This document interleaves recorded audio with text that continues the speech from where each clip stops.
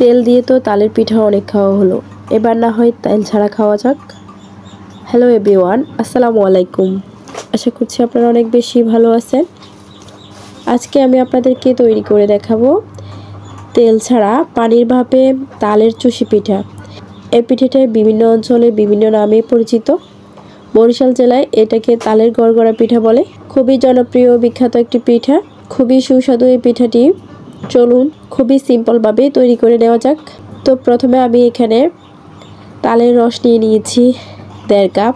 কাঁচা তালের রসটা যখন ফুটে আসবে এখানে আমি দিয়ে দিচ্ছি 1/3 কাপ চিনি। চিনি দেওয়ার পর তাতে দিয়ে দিচ্ছি 1 চা চামচ পরিমাণ লবণ। যখন তালের রসের চিনিটা গলে যাবে, এভাবে উতলে আসবে, এই মুহূর্তে আমি চুলার আঁচটা ঠিক লো করে দিব। লো করে দিয়ে তাতে প্রথমে দিয়ে দিব শুকনো চালের গুঁড়া 1 কাপ। এরপর দিয়ে দিচ্ছি নারকেল কোড়ানো 1/2 কাপ। এবার আমি এগুলোকে একটু ভালোভাবে নেড়েচেড়ে নিব। নেড়েচেড়ে তারপরে আরও 1 কাপ চালের গুঁড়ো অ্যাড করে নিব। মোট এখানে আমার 2 কাপ চালের গুঁড়ো লাগছে। 1.5 কাপ তালের রসের জন্য 2 কাপ চালের গুঁড়ো কিন্তু যথেষ্ট। এবার স্প্যাচুলার সাহায্যে ভালোভাবে এগুলোকে নেড়েচেড়ে নিতে হবে, কিন্তু চুলার আঁচ লোতে রাখতে হবে। কোনোভাবে চুলার আঁচ মিডিয়ামে রাখা যাবে না বা হাই করা যাবে না, তাহলে নিচ দিয়ে পুড়ে যাবে। এবার এগুলোকে ভালোভাবে শক্ত করে এরকম আঠা আঠা হয়ে গেলে চুলাটা বন্ধ করে দিতে হবে। অন্য একটা পাতিলে নিয়ে নিব ডোটা। অনেকটা রুটির ডোয়ের মতো হয়। গরম অবস্থায় কিন্তু এখানে হাত দেওয়া যাবে না, ঠান্ডা হয়ে আসলে এবার ভালোভাবে ডোটাকে মথে নিতে হবে রুটির ডোয়ের মতো করে।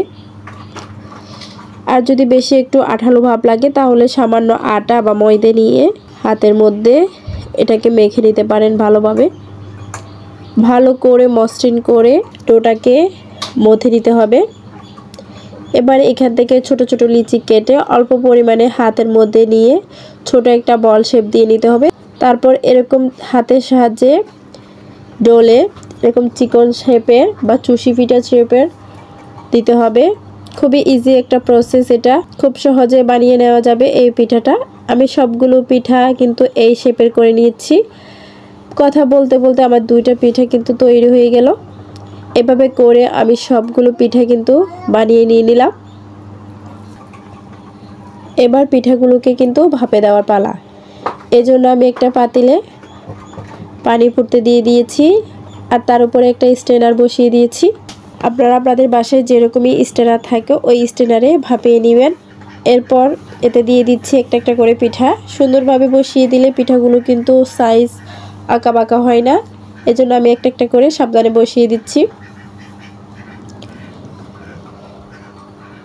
এভাবে আমি অর্ধেকটা পিঠা স্ট্রেনারে বসিয়ে দিচ্ছি। সবগুলো পিঠা একবারে দেওয়া যাবে না, একেবারে দিলে কিন্তু সবগুলো পিঠা চাপে চ্যাপটা হয়ে যাবে। তাই প্রথমে অর্ধেকটা পিঠা দিয়ে এটা 3 থেকে 4 মিনিটের জন্য ভাপিয়ে নিব। 3 থেকে 4 মিনিট পর প্রথম পিঠাগুলো কিন্তু একটু ভাপ এসে গেছে, কালারটা দেখুন একটু চেঞ্জ হয়ে গেছে। এবার আমি পরবর্তী পিঠাগুলো দিয়ে দিচ্ছি। এই পিঠাগুলো দেওয়া হয়ে গেলে আমি ঢাকনা দিয়ে ঢেকে দিব। 5 থেকে 7 মিনিট ভাপিয়ে নিলে পিঠাটা কিন্তু হয়ে যাবে। 5 থেকে 7 মিনিট পর দেখুন পিঠা হয়ে গেছে। যেহেতু এটা সিদ্ধ ডো, ওই জন্য পিঠাটা হতে বেশি সময় লাগেনি। 5 থেকে 7 মিনিট সময় এনাফ। এই পিঠাগুলো কিন্তু বিভিন্ন আকারে দেওয়া যায়, বিভিন্ন ধাঁচের। আপনারা চাইলে আপনাদের মন মতো যে কোনো শেপের পিঠাগুলো তৈরি করে নিতে পারেন। তো দেখলেন তো খুব সহজে কিন্তু আমার তালের গড়গড়া পিঠা বা তালের চুষি পিঠা তৈরি হয়ে গেল। বাচ্চা থেকে বুড়ো যে কেউ এই পিঠাটা কিন্তু খেতে পছন্দ করবে। এই তালের মৌসুমে সহজে কিন্তু বানিয়ে নিতে পারেন তেল ছাড়া। যারা কিন্তু তেল খেতে পছন্দ করে না তাদের জন্য এই পিঠাটা পারফেক্ট একটি পিঠা। তো আশা করছি আমার রেসিপিটা আপনাদের ভালো লেগেছে। ভালো লাগলে লাইক, কমেন্ট, শেয়ার আর সাবস্ক্রাইব করে আমার চ্যানেলের পাশে থাকবেন। সবাই অনেক বেশি ভালো থাকবেন। আল্লাহ হাফেজ।